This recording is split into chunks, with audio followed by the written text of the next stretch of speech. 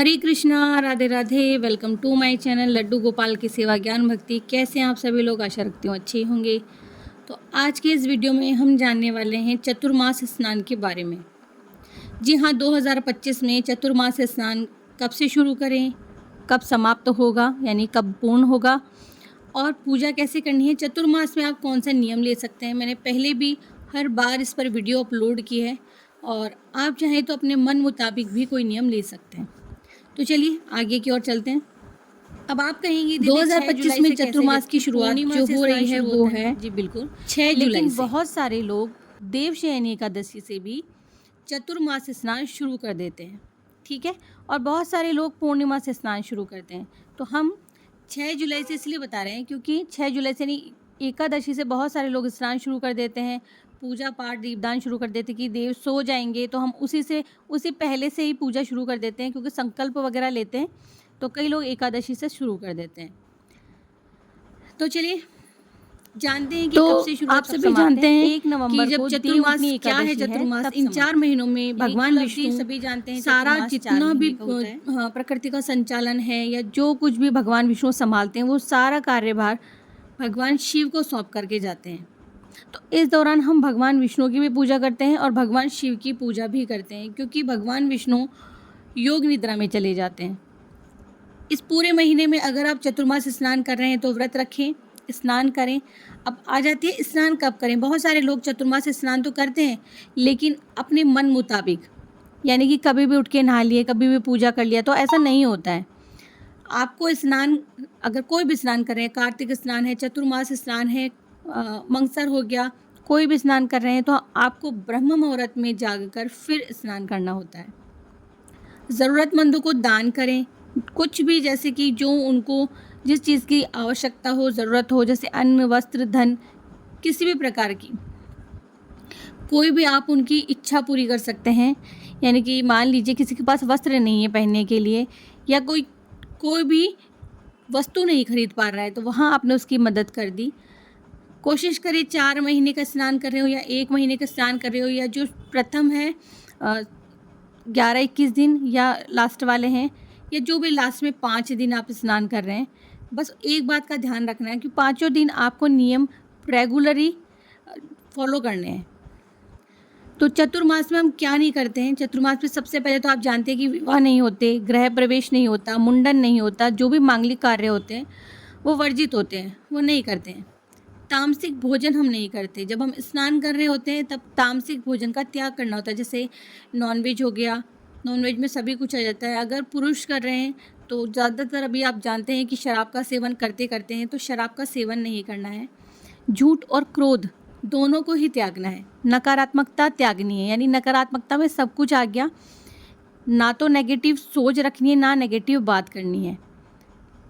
शारीरिक सुख, यानी कि जो भी आप, कई लोग ऐसा सोचते हैं कि हम ये खा लें या वो वाली चीज़, जो आपको सबसे प्रिय चीज़ होती है ना, उसका त्याग करना होता है। खाने वाली वस्तु, कोई भी विलासितापूर्ण जीवन शैली जो है उसका त्याग करना होता है। चतुर्मास स्नान ऐसे ही नहीं है।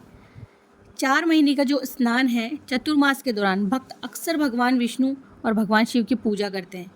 विशेष रूप से श्रावण का जो महीना है इसमें भगवान शिव की पूजा की जाती है। फिर बारी आती है हमारे भगवान विष्णु की। चाहे तो आप राधा कृष्ण की पूजा कर लीजिए, सभी के घर में विग्रह हैं। आप जानते हैं इस समय में ज़्यादातर लोगों के घर में विग्रह होते हैं, तो आपको शायद मंदिर तो जाना तो चाहिए, लेकिन अगर आपके घर में भी हैं तो रोज़ाना आप उनके दर्शन करके, एक नियम रोज़ाना का रख सकते हैं, रोज़ाना पूजा के साथ में दर्शन। बिना दर्शन के हम लोग भोजन नहीं करेंगे। या शालिग्राम जी की पूजा का नियम ले लीजिए, मंदिर में जाकर रोज़ाना वहाँ का फर्श धोना या प्रतिमाओं को स्नान करवाना या वहाँ की सफाई का, ये सब ले सकते हैं। आत्मचिंतन इसमें बहुत ज़रूरी होता है, तो वो करें। इन 4 महीनों में आप अन्न, वस्त्र या गौदान ले लीजिए, या छतरी का, जल के पात्र का दान ले लीजिए, दीपक का, जो भी धार्मिक ग्रंथ हैं उनका दान ले लीजिए। ये दान सर्वोपरि रखे गए हैं। साथ में आप ब्राह्मण जो हैं, साधु संत जो हैं, आप उन्हें भोजन करवा सकते हो, गायों की सेवा कर सकते हो, बहुत सारी चीज़ें। जैसे कि मैंने बता रखा है आपको कि दीपदान जो होता है, ये भी बताया दीपदान कहाँ कहाँ करना होता है। मंदिर में, मंदिर की चौक में। पेड़ पौधे कौन कौन से, केले का, तुलसी का और मंदिर में अगर पीपल का वृक्ष लगा है तो वहाँ कर सकते हैं, बरगद के वृक्ष में कर सकते हैं क्योंकि बरगद की पूजा का भी विधान होता है, तो वहाँ आप कर सकते हैं। कहते हैं कि चतुर्मास में जो भी पूजा होती है वो अक्षय पुण्य देने वाली होती है। ठीक है, क्या आप जानते हैं कि सबसे सर्वोपरि और उत्तम दान कौन सा बताया गया है? तो वो है कन्यादान। उसके बाद में आता है विद्यादान और फिर अन्न का दान। तो जब कभी किसी कन्या का विवाह हो रहा हो, आपको इनविटेशन या न्योता आए या ना आए, आप चाहें तो वहाँ कन्यादान दे सकते हैं। इसके बाद में आता है विद्या का दान।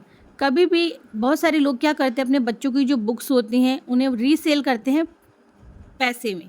तो कोशिश कीजिए आप किसी ऐसे ज़रूरतमंद व्यक्ति को या किसी बच्चे को आप वो बुक्स दें ताकि उसका जीवन आगे प्रकाशमान हो सके। ठीक है, तो इस तरह से बहुत सारा ऐसा होता है कि बहुत सारे लोग रात को बिना खाए सो जाते हैं, या बहुत सारे ऐसे लोग होते हैं जो बड़ी मुश्किल से जुगाड़ कर पाते खाने पीने का। आप उन्हें अन्न का दान करें। मानते हैं कि पंडित को, विद्वान को देने से ही बताया गया है कि पंडित को देना चाहिए, लेकिन मैं एक बात कहूँगी कि आप ऐसे व्यक्ति को दान करें जिसे बहुत अधिक आवश्यकता है, ताकि जब हमारे हिंदू धर्म में ना चतुर्मास मिलेगा, यानी कि 4 महीने, आषाढ़ महीना, जून जुलाई यानी देवशयनी एकादशी से शुरू होकर कार्तिक का महीना यानी कि अक्टूबर नवंबर में जो प्रबोधिनी एकादशी आती है तब तक, इस दौरान जो भक्त होते हैं वो परमात्मा के साथ में अपने संबंध को और गहरा कर लेते हैं, यानी तपस्या करके आध्यात्मिक अभ्यास करते रहते हैं। कई लोग तो मौन व्रत भी लेते हैं, पता है आपको, बहुत सारे लोग मौन व्रत भी धारण करते हैं। पसंदीदा जो भोजन होता है उसका त्याग कर देते हैं, दैनिक भोजन जो होता है ना उसका त्याग कर देते हैं, जाकर के पवित्र नदियों में स्नान करते हैं, धार्मिक अनुष्ठानों में भाग लेते हैं।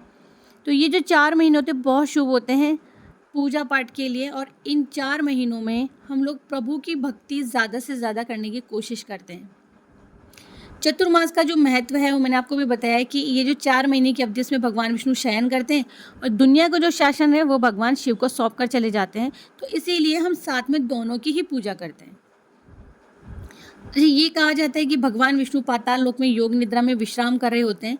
तो बहुत सारे लोग बोलते हैं कि भगवान विष्णु तो शयन कर रहे हैं तो हम उनकी पूजा करेंगे। वो देखिए व्रत रखने से, भगवान अगर सो जाएंगे, गतिविधियां करने से, दान का कार्य करने से, या फिर अच्छे कार्यों में संलग्न रहने से, ईश्वर का बनाया हुआ एक नियम है, या मैं ये कहूँगी आप खुद भी जानते हैं की प्राप्ति होती है, सब कुछ भगवान का आशीर्वाद है, उन्हीं की रचना है। देखिए जरूरतमंद को पैसे तो हर कोई देता है, लेकिन जरूरतमंद, इसीलिए आप कोशिश करें कि किसी भी जरूरतमंद को उसकी ज़रूरत की चीज़ दें, जो भी जिस चीज़ की उसे आवश्यकता है आप वो दें।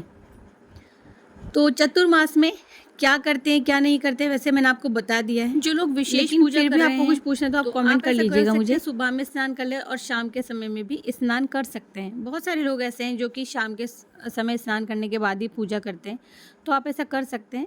मैं शायद भूल गई हूँ, लेकिन किसी ने पूछा था मुझे ये, और एक कमेंट और आया हुआ जिसका स्क्रीनशॉट मैंने रखा हुआ है कि हाँ, किसी झांकी के लिए कि मैं झांकी सजा के बताऊं, तो बिल्कुल हाँ मैं बताऊंगी।